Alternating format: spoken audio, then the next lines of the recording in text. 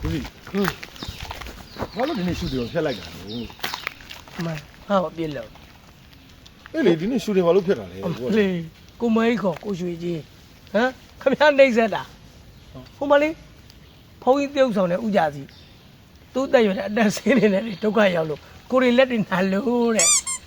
မင်းဦးလေးဥပြောင်ကြီးဒီနေ့သူ့ရရမှာဖျားနေပြီဟိုမှာကင်မရာကောင်နဲ့မင်းနဲ့ကလည်း2ယောက်ပဲရှိဒီမှာသူ့တော့ဒီနေ့ခဏနှာအောင်လို့ထမင်းလက်ကကျွတ်လို့ဖုန်းကြောင်းခေါ်လာ ။ညာကျွေးမလားလို့ ခဏလေးဟမ် ဟမ် ဘုံကြောင့်ဘာလာလို့ပါလို့ ဩအဲ့ဒါပြောကြတာ ။သမီးလာသားလိုက်လေ မဟုတ်ဘူးမင်းကလည်းစားမယ်တောက်မယ်ရှူတင်မရှိမနဲ့မင်းတို့ကထမင်းကျွေးမယ် ။ပြောရဆိုပြော ပျော်ကြီးဇလန်းစားတယ်ငါရဲ့ငယ်ငယ်တော့ဖုန်းကြောင်းလိုက်ပို့တာ ဟုတ်လေပြောရေးစလန်အခုကိုကြီးရိုက်နေတယ်လေ မဟုတ်ဘူးအဲ့ရဲ့အရှိမအများကြီးပဲနှစ်30ကပျော်ကြီးစဖြစ်အောင်တီထွင်ခဲ့တဲ့နေရာပျော်ကြီးရဲ့ဇာတိ ကျော်ကြီးအထုပ်ပတ်တိ အဲ ဩပြောကြီးရဲ့အထုပ်ပတိ အဲ ရှင်းရှင်းလင်းလင်းမပြောလို့မျက်စိလေးနဲ့ကားငါရတော့မယ် ကန်းကားတယ်မလုံးနဲ့ဒဲတို့စစ်စစ်လဲရ ဩကိုတယ်တို့ကိုစီစီတို့ကဒီကစားခဲ့တာဗော ဟုတ်တယ် ဩ ဒါပေမဲ့အဲ့တော့ကဒဲတို့မဟုတ်ဘူး အဲ့တော့ဘယ်လို အရှင်စတိလာအရှင်စတိလာ ဘာဖြစ်လို့ရှင်စက်တီလဲလို့ ကိုကြီးလေ ဩအဲ့တော့ကိုကြီး အဲ့ဒီမှာငါကြောင်းသား ။အော်ဟိုကကိုရင်သူကကျောင်းသား သူကအကြောင်းသားဟောကိုကြီးတို့တစ်ချိန်တော့ဇလန်းနေရှိခဲ့တယ် ရှိခဲ့တယ် ဩ အမဲသားတစ်ဖက်ကြောင်းကြောင်းပေါ်ကြပြောပြမယ် ဟောအမဲသားတစ်ဖက်ကြောင့်ကျောင်းပေါ်ရောက်ပြောပြမယ်ဒီကောင်ဒီကျောင်းကသူကျောင်း မကွာစိုက်ဖို့ဖတ်လိုက်ဘာကြောင်းလဲလို့သိချင် ဩဖုံးတော်ကြီးတင်ပညာရေးကျောင်းစုတ်ခရစံပြကျောင်းတိုက် အဲ အခုနာမည်လည်းမပေါ့ ပြကြောင်းပဲငါနဲ့ပဲထဲလို့ရမလား ဟောဟုတ်တာ ။မသိဘူးလေရောက်နေ အခုနာမည်မပါမလားဖတ်ခိုင်းလို့နေမှာပေါ့ ကိုကြီးနေခဲ့တဲ့စုတ်ခေရကြောင်း ဩ အရင်တုန်းကကိုရင်လေး၄ပါးဦးစင်းတစ်ပါးနဲ့ငါနဲ့9ယောက်ပဲရှိခုစံပြကြောင်းဖြစ်သွားပြီလာ ။ဒီနို့ ဒါနေ ဒီ ဦး လမ်းနေပါဒီက အေးအဲ့လိုမျိုးတင်တာဒီလက်အရင်နဲ့အဲ့လိုကတ်တရားလည်းမ နှစ်30ကျော်သွားပြီဒီလမ်းမျိုးမဟုတ်ဘူးမြေဒီလမ်းမနေ့အာယုံဆုံးစားပြီးတာနဲ့အောင်ဆုံးခံပြီးတာနဲ့ပေါ့ဗျာနိုင်တဲ့လူကနိုင်ခေါ်ပြတိုင်းလူကနိုင်ပြီးဒီလမ်းကြီးစပေါက်တယ်ဒီကတလန်းဒါမျိုးတစ်ပတ်သွားတယ်လေဟိုဘက်မှာစိတ်မြောင်းဘက်သွားတယ်လေ ။ဟောအခုမှဒါတိုးတက်လာတာဗော အေးပေါ့ လက်ညီလက်ညီဖောက်ခဲ့တဲ့လမ်းလို့ပြောလို့ရတာပေါ့ ဟိုအောင်မှာနေရကန်နေနေတယ်ဆိုရင်နေကန်နဲ့ခုံချလိုက်အာ နေရရှိ အစ်စ်ဗျာ ။ခုံချိုင်နေသွားတာ နေဟောတာပေါ့လေ ကျွန်တော်ပြောဦးမယ် အေး ဟိုလေကျွန်တော်တို့ကစားရဲပဲဖတ်ဘူးလားလေနေရကန်ဆိုတာဟိုတချို့ကြတော့လေလုံးချန်နေပါတယ် အာဟုတ်တယ် ဒါပေမဲ့ဒီကနေရကန် အစ်စ် ဟောဟို ဒီဟာကစုတ်ခေရဒီဘက်မှာစုတ်ခီအောက်မှာကပုံပါဒီဘက်မှာကဓမောတွေကဒါမျိုးဦးဒါအောင်ဘောတို့ ဒါဆိုရှင်းအောင်တမိုင်းဝင်နေ အမိုင်းဝင်နေနောက်ပြီးတော့ကိုကြီးတို့ဒီမှာကဘာဖြစ်လဲဆိုတောတောင်နယ်မြေမှာအဆောင်ချက်တွေရှိတယ်သူတော်ကောင်းတွေရှိတယ်နောက်ပြီးတော့လက်ကောင်းလက်မြတ်ရှိသာသနာအတွက်ဆိုရင်တကယ်သာသနာကိုကြီးညိုကြတဲ့ဆရာတော်တွေအတွက်ဆိုရင်လူရှင်လူမှာအရှမ်းပဲပဲ ဟောကိုပြောချင်တာကဒီနေမြေကသာသနာနယ်မြေဆိုတော့သာသနာကိုဆက်လျှော့တဲ့ပုဂ္ဂိုလ်ကြီးအများကြီးရှိတယ် အများကြီးရှိတယ်။ဘိုးဘက်မှာလည်းအကိုကြီးတို့ပြောရရင်တော့လက်ရကန်ဒီဘက်ပြီးနားမှာကံပြေဆိုတဲ့အရာရှိတယ်။အကိုကြီးတို့ဟိုလူလူဘွားတော့ဆိုရင်ရဆရာတော်ကပြောရရင်တော့စာသင်ခန်းလေးဖွင့်ပြီးတော့ဒီနားမှာဆယ်ရနွမ်းပါတဲ့ကလေးတွေကိုပညာသင်ပေးတယ်။ပြီးရင်နိုင်ငံခြားဘာသာရပ်တွေပါသင်ပေးတယ် ။သာသနာလည်းပြုတယ်ပညာသာလည်းလုပ်တယ် ။ဒါပဲ ဆရာတော်ကြီးကသာသနာအတွက်တင်လောက်တာပဲဟုတ်မလဲသူ့ရဲ့တရားဓမ္မတွေမပြည်လေတဲ့သူတို့ရဲ့သားသမီးလေးတွေပညာရေးမြင့်မောင်နဲ့လောက်ဆောင်တာ ပြင်မောင်းတယ်။နောက်ပိတ်ဆုံးကပြောရရင်တော့ငါတို့ကျောင်းကထွက်သွားတဲ့တာသမီတွေအားလုံးကဒီကျောင်းမှာပြန်ပြီးတော့လူကြီးလူကြတယ် ။အကျိုးပြုရတာဗော ။ဆရာဆရာမတွေပြန်ပြီးတော့လုပ်ကြတာပေါ့နော်။အခုကြည့်ဒါဒီဆရာတော်လက်ထက်မှာကတ်တရဆိုရင်တော့ပြောရင်တော့သွားရေးလာရေးကျမ်းမာရေးနဲ့မိသားစုအတွက်ပေါ့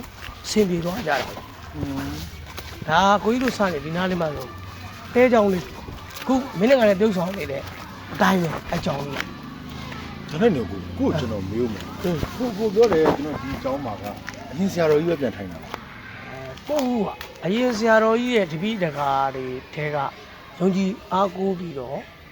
သာသနာကိုချစ်မြတ်လို့တဲ့ဆရာတော်ကိုသူကထပ်ပြီးတာဝန်ထမ်းဆောင်ပေးတယ် တက်လက်စစ်ကမ်းခဲ့တာ ။ ပေါ့ အခုအဲ့ဆရာတော်ရဲ့ထက်မှာအခုဒီတာဝန်ဂျပန်လာဆောက်ပေးတဲ့ကျောင်းလေးလူရှင်တွေအများလုံးလို့ ဩ ။ပို့ပြီးတိုးတက်လာတာဗော တ ရာတော်ရဲ့ဖုန်းတို့ကတစ်စနစ်တစ်စနစ်ပူပူတိုးလာတယ်တိုးလာတော့ ကိုကြီးတို့လက်ထက်တုန်းကဆိုစိုးရင်တစ်ခုရောက်တော့တော်ရှားတယ်ဒါပေမဲ့စိုးလူတဲ့တခါတော့မှတွေကျိုးရှိအောင်လို့စိုးစားကနေမှဆိုကိုပြောရရင်တော့တရားထိုင်ရတယ်တရားပါဝင်နိုင်ရတယ်ပြီးရင်လုပ်ငန်းလုပ်တယ်ဟိုကဆိုသူပြီးရင်ဘလုံးထွက်တယ်ဘောလုံးတော့မဝင်နိုင်ဘူး ။ဒါဆိုရင်ကိုတို့လည်းတက်တဲ့အခက်အခဲတွေရှိတယ် ရှိတာပေါ့အခုဆိုရင်တပည့်တကားတွေရဲ့အလူတန်းနဲ့အခုဒါမျိုးမြင်နေရတာဒါဆိုဒါကလေးတွေဒါကြောင်းနေတာဒါဒီဆရာတော်လက်ထက်ကြမှာရ ။ဟောဒီကလေးတွေပညာရေးအတွက်ကိုဆရာတို့လက်ထက်ကြမှာ ရတာဒါပြီးထူချတာပေါ့နော် ။ဒါမှမဟုတ်ဘူးတေချာစဉ်းစားကြည့်တော့လေစာသင်ကျောင်းတစ်ကျောင်းဖွင့်ဖို့ဆိုတော့မလွယ်ဘူးနော် ဟာကိုဖေလိုလေး ။ဘုရားစီလည်းများသလိုသင်ပေးခြင်းနဲ့မေတ္တာဆရာမစေတနာဆရာဆရာမတွေရှိအောင်မှလည်းဖြစ်မှာ စေတနာဝန်ထမ်းပေါ့ နောက်ပြီးတော့ဒီဟာလဲဟိုသူ့အရွယ်အလိုက်ပေါ့ကွာသာသနာရေးမှာခုနကိုရလေးတွေကနေဦးစင်းကနေပြီးတော့ကျောင်းနိုင်ဘဝကနေဖြစ်အောင်လုပ် ။ဟောဒါဆိုဒီကလည်းသာသနာအာဇာနည်ကိုမူဖားရရပဲ ဒါပေမဲ့ဆရာတော်ချစ်ဖို့ကောင်းလားစင်းရဲချမ်းသာမယူပြင်းတဲ့အိမ်တိုင်းကိုလိုက်တယ်ဗျာကြွတယ် ကြွတယ် ။ဟောဆရာတော်က ပုံကို ဒီဒီမရွေးဘူး ပုံကိုမထားဘူး ။မိသည့်အိမ်ကပဲစွန့်ကပ်ဖို့ပင်ကြွ ကြွတယ် ကြွတယ်အဲ့ဒါစုတ်ခေရရဲ့ကျောင်းရဲ့ဒလေးပဲ ။ဟော မင်းကချမ်းသာလို့မင်းကစင်းရဲမကြွအောင်မထင်နဲ့ပင်ဖိတ်တဲ့နေရာကိုရောက်အောင်ကြွအဲ့ချိန်မှာကားလို့ဆိုင်ကယ်လို့လည်းမကြွဘူးဗျာချီချင်းကြွ ဟောဒါနော်သာသနာမှာတစ်ခါမှဒီလိုမျိုးဒလေးဆိုတာရှိခဲ့တယ် အခုပြောလို့လည်းကြားတယ်။ဒါအရင်တော့တို့ကတော့စာအုပ်တွေဖတ်ဖို့လူကြီးသူမတွေပြောလို့ကြားတယ်။ဒါပေမဲ့အခုကသူ့လက်တွေ့တွေပြောပြနေတာ။ဘုံတော်မျိုးနိုင်ကြတယ် ကိုကြီးတို့ခေတ္တကကျောင်းတက်တယ်အတန်းကျောင်းတက်တယ်ပြီးသွားရင်ကျောင်းပိတ်တဲ့ရာသီမှာဆရာတော်ရှိမှာဗုဒ္ဓဘာသာယဉ်ကျေးမှုတန်တန်းတက်အဲ့ဒါပြီးသွားတော့ကိုကြီးတို့ကိုကြီးကတော့ကျောင်းပြန်တက်ပေါ့အဲ့မှာကတကယ်ကြီးကတော့ဘုရားတင်တယ်ကိုကြီးထင်လား10ဝါလောက်အဲ့ကောင်ဒီမှာနေသွားတယ်နေတော့ ။ဟောကိုတွေတော့ဒီမှာ10ဝါလောက်ကွက် 10ဝါလောက်နေသွားတယ် ဒါဆိုရင် ဆရာတော်ကျောင်းကြီးမတိုးမချင်သူကလည်းစောင်းစောင်းတမန်သူလည်းတက်နိုင်လို့လုပ် ကြိုးစားရတာပေါ့ဘေးကနေ အဲ့ဒီလိုပြော ဒါဆိုကိုကျွန်တော်တခုမြင်ရကြ။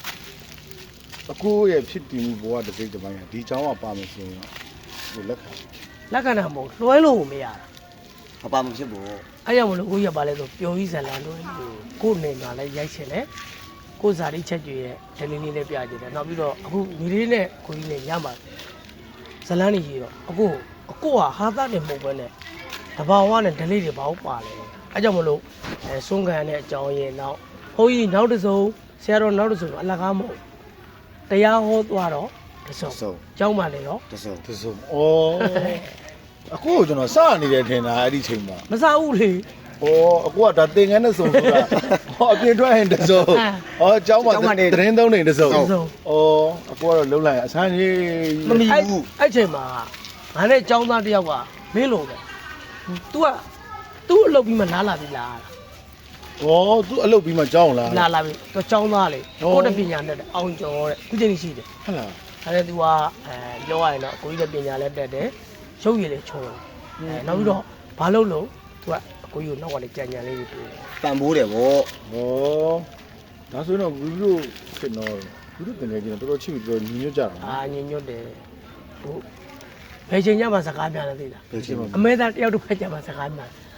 ကျွန်တော်အဲ့တော့အရန်စိတ်ဝင်စားတာအမေသားတယောက်တစ်ဖက်ကို တိမ်နေကြမှာပြောပြ ဒါပေါ့အမေသားတစ်ခါတော့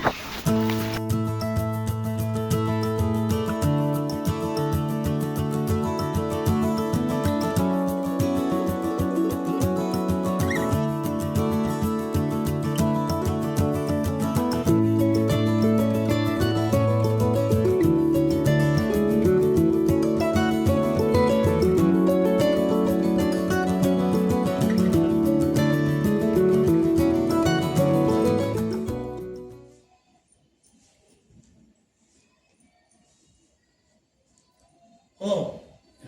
နေကောင်းတယ်မလား အားကောင်းပါလေတရားကြီးကောင်းပါလေ ပြီးတော့လည်းဒီနေ့ရှူတင်နိုင်နဲ့ဖုန်းဖုန်းကြီးလာပြီးတော့ဒီလိုတက်နိုင်တယ်လူပညာလည်းရတဲ့အဝေးကြီးလေးလာမတော့တာဗျာ ဟုတ်ပါပြီဟိုဘုံဘုံကတရားကြီးရောက်နေတယ်လို့တော့ကြားတယ် အဲ့တော့ပြီးတော့ဒီနေ့မှတော့ အခုဒီခုံးတယ် တကယ်ရောက်နေတဲ့လူတော့ကြားတယ်ဒါပေမဲ့မတွေ့သေးဘူးအခုလို့အမတ်တရလာပြီးတဲ့အတွက်ဟိုဒီเจ้าမှငငယ်နေခဲ့ရတာပြန်သတိမရဘူးလား ဟိုကအကုန်မှန်းနေတယ်ပြီးတော့သတိရတာပေါ့ဗျာပရမဆရာတော်လည်းသုံးရောက်တော့တရားဟောတဲ့နောက်ဆရာတော်ကအဲ့ဒါငါတို့ရဲ့သာသနာပြုတဲ့ပုံကိုလည်းထူးထူးချော်ဟောတယ်ကြောက်ခေါ်လိုက်ဝါတဲ့ပြည်ရောက်ခဲ့ရေဆိုတော့ပြီးတော့လည်းပြည်ကိုပြန်လိုက်သွားလိုက်ပြန်လိုက်သွားလိုက်ပြီးတော့အခုကြမှာပြောဤဇလန်ပဲဒါပြီးတော့မိတ်ဆက်ပြောဒါလူရှင်တော်ရွှေကြီးလူရှင်တော်တောက်တုံးပေါ်လူချောပြီးတော့လည်းရိုက်ခဲ့တဲ့ကလေးဒီအတွက်ကြမှာသူ့မဲဆိုပြီးတော့ကြောင်းပေါင်းကပြန်ရိုက်တာမင်းငယ်နာမည်ရောသိသေးလားမှတ်မိသေးလား မှတ်မိတယ်ဗျာကလိုင်း ကလိုက်ဒီ ဒီမှာဒီတော့ကိုသာ ဟုတ်ပါပြီတကယ်ဒီเจ้าဘုံဘုံကလည်းအခုဆရာတော်ကြီးကပေးသွားကြတယ် ဒီမှာ ဘုံဘုံလည်းတော်တော်ကိုဆက်လက်ပြီးတော့တိုးတက်လာအောင်ပေါ့နော်เจ้าဆုပ်ယုပ်သွားတယ်လို့မရှိအောင် ဟုတ်တယ်ဗျာဒီပြီးတော့လမ်းတွေတော့မားတယ်ဒီလိုတော့မြင်နေလား ဟုတ်တယ် အဲ့မြင်နေလားတော်တော်ကြားတယ်နော် ဟုတ်ပါ ပြီးတော့ပြီးသွားလိုက်လာလိုက်အဲ့မြင်နေလားအခုကတ္တရာလမ်းတွေပါတယ်လေကြောက်ပြီးတော့ရောက်တယ်နော် အဲ့ဒါလေဘုံဘုံရဲ့စူးစမ်းခြင်းတစ်ခုပေါ့နော်ဘလို့စူးစမ်းလိုက်လဲဆိုတော့ဘုံဘုံကမန္တလေးဖောင်တော်ဦးကျောင်းကနေပြီးတော့ဒီမိုဘိုင်းကွန်ပျူတာကလပ်ဆန်စတင်တာမြန်မာပြည်မှာ38ကျောင်းမှာဒီကျောင်းပြည်မြို့မှာတစ်ကျောင်းပါတယ် ဟောတယ်မှာ ကွန်ပျူတာတွေနဲ့ ဒီမှာ အဲ့ကြတော့1989ခုနှစ်လောက်မှာဒီဘာကကျောင်းတွေကဘာကိစ္စတော့တာထောင်ထားတာလေလို့တက်လာတဲ့ဝင်ကြီးကမေးလိုက်တော့ဟာအဲ့ကျောင်းမှာကွန်ပျူတာကလပ်ရှိတယ်မန္တလေးကလာတင်တယ်ပရိုဂျက်တာတွေနဲ့ထိုးပြီးတော့ဘုန်းကြီးကလည်းသင်တန်းသွားတက်ရတယ်မန္တလေးမှာတက်မှပေးတာ ဒီမှာ ချပေးလေပြီးတော့အဲ့ဒါလာရောက်ကြည့်ခွင့်ပြုပါဗျာဆိုတော့ကြည့်ခွင့်ပြုတယ်ဆိုပြီးတော့လာပြီးစစ်ဆေးတဲ့အခါမှာဘုံဘုံတော်တော်တိုးတက်တာဘာလို့ကျင်တယ်လဲဘုံဘုံအဲ့ဆိုရင်ကွန်ပျူတာတွေလို့တော့လျှက်စစ်မီတော့လျှက်စစ်မီမလို့ဘူးအခုတော့ဆယ်မြောင်းဘက်ကရနေတယ်အဲ့တော့ဘုံဘုံတို့တာတစ်ခုပဲရှိတယ် ဒီကြောင်း ဒီကြောင့် ဒီမှာ ဘုံဘုံတို့တာဒီလမ်းလေးကအမြဲတမ်းဒုက္ခရောက်နေ ဟုတ်တယ်ဗျာ မိုးရင်းရောက်ပြီဆိုရင်လမ်းပြတ်သွားပြီကြောင်းနေ တောင်ကြရည်နဲ့ တောင်ကြရည်တွေနဲ့အဲ့ဒါကြတော့မှအဲ့ဒါကြောင့်လမ်းချပေးပါကြိုးစားပြီးတပည့်တော်တို့ကြိုးစားပေးမယ်ဗျာဆိုလမ်းတိုင်းလိုက်တော့1042ပြီရှိတယ်ဓမောရအကြောင်းပေါက်တယ် ဩဒီလိုအစင်းဒီ အစင်းပြီအဲ့1042ပြီကိုချပေးလို့တခါခွင့်ပြုပေးမယ်ဆို1989ခုနှစ်မှာခွင့်ပြုပေးလိုက်တော့ကတ္တရာကျသွားတယ် ဟုတ်တွေ့တယ်ဗျာကစားရပဲ ကတ္တရာကြတော့ကတ္တရာဆိုတာနောက်က maintenance ဆိုတာပါတယ်ပြင်ဆင်စည်းပါတယ်နောက်ထပ်အခုဘုန်းကြီးနဲ့အတူတူလမ်းနေပျက်စီးကုန်ဘုန်းကြီးကတောင်ကုန်းပေါ်ဆိုတော့မပျက်စီးဘူး ဟုတ်ပါဗျာ အခုအဲ့လမ်းကောင်းကလေးကတာယာလိုက်ခဲ့တာတော့ဂျပန်ကျောင်းလာစောက်တယ်ဟိုမှာဂျပန် တွေ့တယ်ဗျာ ဂျပန်ရှန်ဒီကနေပြီးတော့ကျောင်းလာစောက်အဲ့ဒါပြီးတော့ပြည်မျိုးတစ်မျိုးလုံးမှာကျောင်းနေလဲစစ်ပြီးတယ်ပြီးတော့ထိုင်ဝမ်ကျောင်းဆောက်ဖို့လာကြည့်တာမှာဒီကျောင်းတစ်ကျောင်းနဲ့ပဲပြည်မျိုးမှာထိုင်ဝမ်ကျောင်းဒီကျောင်းတစ်ကျောင်းနဲ့ပဲရှိတယ်ဟာတော့ကျောင်းသားတွေရောကျောင်းအနေထားတွေရောသဘောကျပြီးတော့တန်ရှင်းမှုကလည်းအိမ်နာတွေလိုက်ကြည့်တာတကယ်တရုတ်လူမျိုးကတော်တော်စစ်ဆက်တာအိမ်နာတွေလိုက်ကြည့်အရင်ဆုံးကျောင်းနေတက်သွားရင်အိမ်နာပဲအရင်ကြည့်ဟာဟို စက်ပြပါနော် ရေလောင်းအိမ်နာနဲ့ဗာနဲ့တွေ့သွားတော့ကျန်တဲ့ကျောင်းတွေအဲ့လောက်မဟုတ်တန်ရှင်းရောကွင်းပြင်အနေထားရောဘောလုံးကွင်းရောရှိတော့ဟာဒီကျောင်းချပေးမယ်ဆိုပြီးအခုထိုင်ဝမ်ကျောင်းဖြစ်လာတယ် ဟုတ်တာနှစ်ကျောင်းစလုံးပေါ့ နှစ်ကျောင်းလုံးဖုံဖုံလက်ထက်မှာ ဒီမှာဒီမှာ အဲ့ဒါပြီးငကိုတုံးကအရင်ဘုန်းကြီးလက်ထက်တုန်းကတော့ဟိုဘက်မှာစာသင်ကျောင်းပြက်သွားပြီပေါ့နော်အဲ့တော့အဲ့နေရာမှာထိုင်ဝမ်ကျောင်းဝင်လာတာ စားလို့ပြီးတော့ စားထုတ်ဝင်တော့ဘုံဘုံရရှိခဲ့တယ်ငကိုတုံးကတော့တကားတို့နေခဲ့တဲ့ကျောင်းကတော့ဟိုကျောင်းမကြီးတော့ရှိသေးတာပေါ့ကျောင်းမကြီးလည်းပြင်းစင်ထားတယ်အပေါ်ဓာတ်တွေမှာတရားဟောစင်နေတယ်အဲ့ဒါပြီးလည်းပြီးတော့ဒီတိမ်ကြီးကပျက်စီးနေ ဟုတ်တယ်ဗျာ ဒါဟိုးရှိခိရှိတယ် ရှင်းတယ် ရှိတယ်ဆိုတာဖုံဖုံရဲ့အထက်မှာတိမ်မြေဖျားမြေကျောင်းမြေအစားအခွန်လွတ်မြေကြာပြီသား ဟုတ်တယ်ဗျာ မြေပုံ၃ခုရှိတယ်တိမ်မြေဖျားမြေကျောင်းမြေဒါကျောင်းမြေဒါတိမ်မြေကြီးပါအဲ့တော့ကြလဲကြောင်းအဲ့ဒါကြီးကိုပြန်လဲပြုစုနေပြီဆိုပြီးတော့ ကိုပြန်လဲပြီးဥပုဒေါ်စိန်ဆိုတာဒီမှာဟိုတကားတွေကတူသွားတာဒီငကိုကလေးကတင်ရသမုတ်ပြီးသားဟိုမှာဒီတိမ်ကြီးဖြစ်လာထပ်ပြင်လိုက်တာအဲ့ဒါပြီးကြာညောင်းလို့တော့ဟိုမှာရေစင်းကလေးတွေတော့ရေစင်းရှိမှဆိုရေစင်းဩကောင်းတယ်ထပ်တူစားဒီလိုခေတော့ရေဦးလေးနဲ့ရေဦးလေးနဲ့ပြင်းလေးမှထားကြဟုတ်တယ်ဟိုမှာရေဦးစင်းလေးတွေသူအဟောင်းလေးတွေရှိသေးတယ်ကိုအဲ့နာမှာရေစင်းတွေလှုပ်ပြီးလဲပြီးရောလက်ကြကျင်ကြတယ်အဲ့ကနေမှဘုံရင်လေးကြိုးစားလိုက်ရနေပြီးတော့ကိုရှိတိမနာရတယ်အဲ့ဒါတပည့်တော့ဟိုခေါင်းကြီးမှာတပည့်တော်တို့ငယ်တော့ကဟိုတပည့်တော်လူရောတော့ပါဘောနော်အဲ့တဲရတဲ့ဖေအောင်ရှိသေးတယ်အဲ့ဖေအောင်ကိုပြောပြတယ်ဟုတ်တယ်မဟုတ်အခုဓာရီပြည့်စုံပြီးတဲ့အခါကျတော့အဲ့ဖေအောင်ယူရွှေဖူးတဲကိုကန်ဒေါ်ဆန်းဆန်းမြင့်ဆိုတာရှင်ဗျာတပည့်တော်ဒါကြီးကိုပြန်လဲပြီးပြုပြင်မှုပေးပါဗျာဆိုမရေဟိုဂိတ်ကြီးဝင်းဖေးရအဲ့ပါဗျာဒေါ်ဆန်းဆန်းမြင့်ဆိုရွှေဖူးတဲကိုကန်မရေရက်ကွက်ပေါ့အဲ့ဒါနေပြီကဲအဲ့ဒါဆိုရင်တဲခွန်းပေးမယ်ဆိုကိုအရင်တော့ရှေးအောင်ဖရာကြီးကမလင်းမှာလှုပ်လိုက်တော့အဲ့ကွဲသွားတယ်တော့အဲ့ဒီနေရာမှာပဲအစားအခု28တောင်ပြည့်ဈေးကြီးခုထပ်ပြီးတဲနေခုဒီဖရာကြီးရဲ့တဲနေစုတ်ခယူဒါစုတ်ခရာဖရာကိုမူလစုတ်ခရာဖရာကိုငကားတွေဘလူးတွေသူ့ရဲ့အချောင်းအပြက်ကကြီးတော့ဘလူးတစ်ကောင်မှာဂိုင်းထားတာတန်နဲ့ဂိုင်းနေဓာတ်ဂိုင်းနေမီးတုပ်ဂိုင်းနေတူဂိုင်းနေအဲ့တော့ဒီတိုက်ကေကြီးကြောင်ဆိုတာဘယ်လောက်ထိလဲဆိုရွှေလင်မန်းဆရာတော်ကြီးကမင်းငယ်စုတ်ခရတိုက်ပေါ်ရင်ပြူနိုင်ငံမှာဒါပြူနိုင်ငံရဲ့ထိတ်မှာမင်းသားနှစ်ပါးကိုထားရင်ပြူနိုင်ငံမှာမုဆိုးမဆာဖျားတယ်နိုင်လောက်အောင်ချမ်းသာမယ်အတိတ်ပေါ့တပေါင်းရှိခဲ့တယ်အဲ့လိုနဲ့ပဲဖုံနဲ့ပြည့်စုံလာတာနေပြီးတော့အခုဒီဖျားကြီးလည်းအခုတယ်ပြည့်နေစတယ်တကားတို့နောက်ပြီးတော့ကြမှာဒါဖျားသမိုင်းအကျဉ်းလေးပေါ့နော်အဲ့တော့အဲ့ဒါလေးကိုသိပြီးတဲ့အခါကျရင်တကားတို့ဒီဖျားကြီးဖြစ်မြောက်ရေးနဲ့နောက်ပြီးအခုတော့အောင်ရုံလုံးပေါ်သွားပြီပေါ့ဘုကျန်တာအကျော်တက်ပဲကျန်တော့တယ်ပေါ့နော်အဲ့ဒါလေးပြီးထိတယ်တပြည့်လို့ဖွင့်ထားပါဗျာဟာကိုရတဲ့ကိုဆက်မဟုတ်လေကိုတဲ့တော့ဟိုတပြည့်တော့တစ်ခုလောက်ရှောက်ပြတယ်ဗျာဟိုကိုစီစီကလေဒီလိုလာမယ်လို့တော့ပြောတာကြာဗျာဒါပေမဲ့ဘယ်နေတော့မှမသိတော့ဒီနေ့ကျမှကောက်ခံနေတာကြီးထွက်လာတော့ဟိုတပြည့်တော့ဝေစားရတဲ့ဝေစားလေးမြန်ရိုင်းရင်တပြည့်တော့ခွ